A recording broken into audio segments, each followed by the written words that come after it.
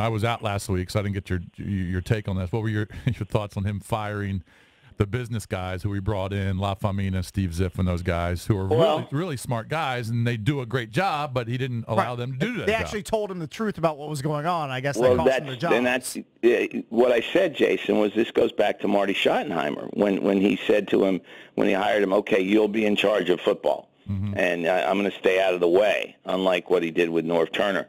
And after a year, even though Schottenheimer started 0-5 and they turned it around to be 8-8, he went to, I can't do this anymore.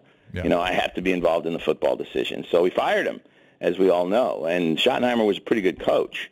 And again, he hired, as you said, Jason, smart guys, and said, all right, our business plan isn't working. The Bruce Allen claim that we're winning off the field is not exactly true.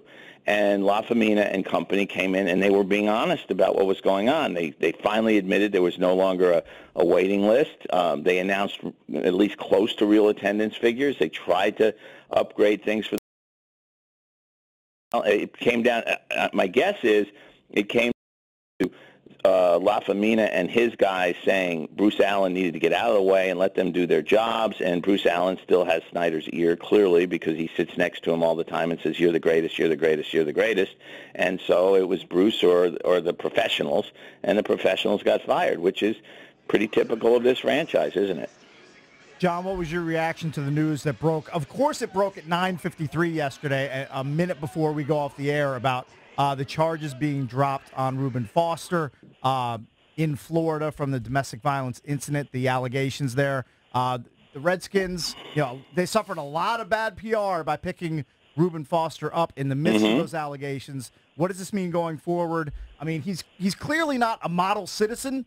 He's a guy that needs some guidance in his path along the NFL if he stays and plays for the Redskins or whatever team. What did you make of the news yesterday? Well, the first thing I noticed was that Washington tweeted about it about 30 seconds probably after it happened, as if it was some kind of a victory. And I guess to some degree it is, that he's not going to go to jail on these charges. Domestic violence can be very, very difficult to prove. And the thing you should remember is a prosecutor saying, I haven't got enough evidence to spend the time or money trying to get a conviction is different than saying nothing happened. Yeah. Something clearly happened in that room. It may not have risen to the level of a crime, but something happened that wasn't right that caused the police to be there. And unlike the first time around, the victim is not saying, I made it all up.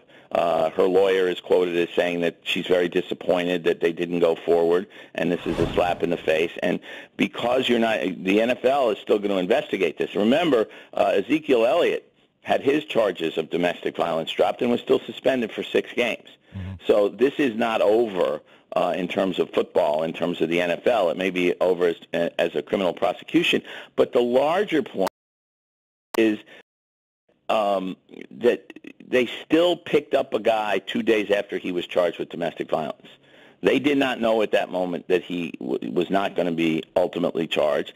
All they knew was he had been charged, and as talented as he apparently is, his team had said, we've had enough with this guy, dropped him, and 30 other teams in the NFL wanted nothing to do with him. If you went out today and said, okay, there was apparently no crime committed, and we're going to take a chance on this guy in spite of his checkered past, as you guys pointed out, that would be more acceptable. But what they did back in, was it December, early December when this happened, or November, was, to me, if I were a fan of the team, I would still find it embarrassing.